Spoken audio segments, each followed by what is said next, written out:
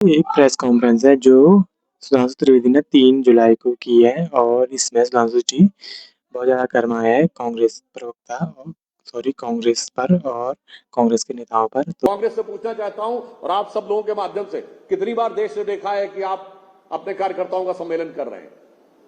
चुनाव के समय हमारे नेता कहते हैं कि 25 दिन बंगाल में रहेंगे। मैं पूछना चाहता हूं आप कितने दिन रहे वहां। SIR से लेकर शशि थरूर जी एक टीवी कार्यक्रम में बोल रहे हैं, उनका वीडियो अवेलेबल है, जिसमें उन्होंने कहा है कि SIR के द्वारा जो वोटर रिवीजन हुआ उससे कांग्रेस को फायदा हुआ केरल में, चूंकि कम्युनिस्ट पार्टियों ने जो फेक वोटर्स बना रखे थे वो डिलीट हो गए। राहुल गांधी जी के विदेश यात्रा तो बस बाहर जाना, विदेश में जाकर और चंद भारत विरोधी इंटेलेक्चुअल से मिलना, और इसके बारे में बहुत कुछ बोला है सुधांशु त्रिवेदी ने और आप उन्हीं की मौत सुनिए। तो हेलो गाइस, नमस्कार, मेरा नाम दिव्यांशु और आप देख रहे हैं भारत भूमि यूट्यूब चैनल। तो अब चलते हैं सीधे अपने वीडियोस पर। मैं कांग्रेस पार्टी और अन्य विपक्षी दलों से पूछना चाहता हूं कि आपने जिस भाषा शैली में सर्वोच्च न्यायालय को पत्र लिखा है, ये वही अहंकारी भाषा शैली नजर आती है जो आपातकाल के समय में दिखाई पड़ती थी। मैं कांग्रेस पार्टी से पूछना चाहता हूं, क्या यह सच नहीं है कि केरल में आप ही के एक बड़े नेता शशि थरूर जी एक टीवी कार्यक्रम में बोल रहे हैं, उनका वीडियो अवेलेबल है, जिसमें उन्होंने कहा है कि SIR के द्वारा जो वोटर रिवीजन हुआ उससे कांग्रेस को फायदा हुआ केरल में, चूंकि कम्युनिस्ट पार्टियों ने जो फेक वोटर्स बना रखे थे वो डिलीट हो गए। और अभी आपके कर्नाटक के मुख्यमंत्री DK शिवकुमार जी ने अपने कार्यकर्ताओं को तो यह निर्देश दे रहे हैं कि SIR की प्रक्रिया में लग जाओ और तत्परता और सक्रियता से लग जाओ, और फिर यहां पर उसके ऊपर आक्षेप लगा रहे हैं। यह कानूनी दृष्टि से साफ साफ कांग्रेस के ऊपर एक गहरा सवालिया निशान खड़ा करता है, कांग्रेस की नीयत पर।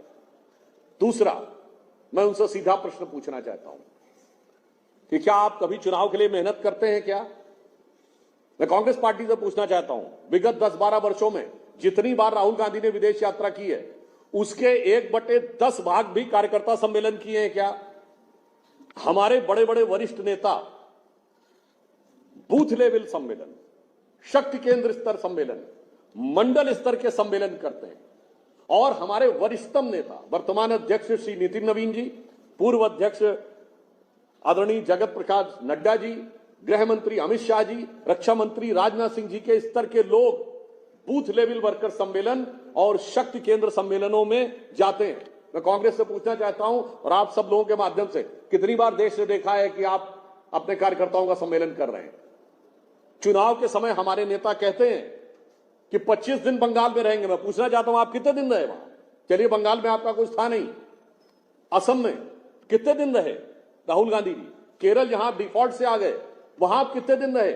चुनाव के समय घूमने चले जाते हैं विदेश, यानी ईमानदारी से मेहनत ही नहीं करते। अच्छा, मेहनत न करें तो अलग है। पॉइंट नंबर 2, अपने कार्यकर्ताओं को जलील करते हैं। गुजरात में जाके आप बोलते हैं कि गुजरात में 2 प्रकार के कांग्रेस कार्यकर्ता हैं, कुछ जो कांग्रेस के साथ हैं और कुछ जो बीजेपी के साथ हैं। चलिए, जलील करना तो अलग है।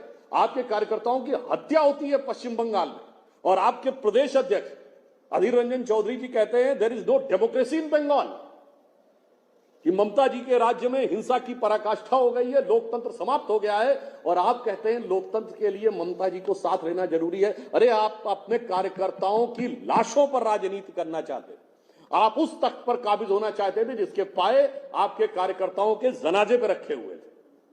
उसके बाद आपको लगता है कि आपके कार्यकर्ता और जनता आपका साथ देंगे। यहां तक कि इंटेलेक्चुअल्स की भी बात है, तो बस बाहर जाना, विदेश में जाकर और चंद भारत विरोधी इंटेलेक्चुअल से मिलना, और भारत में आके आज कांग्रेस पार्टी इस बौद्धिक दिवालियापन पे आ गई है कि उसके पास अपने बौद्धिक विचारक तक नहीं रह गए। ताल कटोरा स्टेडियम में चंद घोषित हिंदू विरोधी तथा कथित स्वयंभू बुद्धिजीवियों को खड़ा करके आप सोचते हैं कि ताली बजवाकर आपको राज मिल जाएगा। तो भारत की प्रबुद्ध जनता अब पूरी तरीके से समझदार हो गई है, और इस प्रकार से जो कांग्रेस पार्टी करने का प्रयास कर रही है उसके लिए मैं कहना चाहूंगा कि देश की प्रबुद्ध जनता भली भांति समझती है कांग्रेस पार्टी की स्थिति क्या है। ये अपने आलस्य, अकर्मण्यता और अक्षमता के लिए लोकतंत्र को अपमानित करने में लगे। इनकी स्थिति वो है जो आप लोगों ने सुना होगा कि एक आलसी व्यक्ति पेड़ के नीचे लेट जाए, आम के पेड़ के नीचे, आम का सीजन चल रहा है, और मुंह खोल के लेटा रहे और कहे मेरे मुंह में अपने आप आम गिरना चाहिए।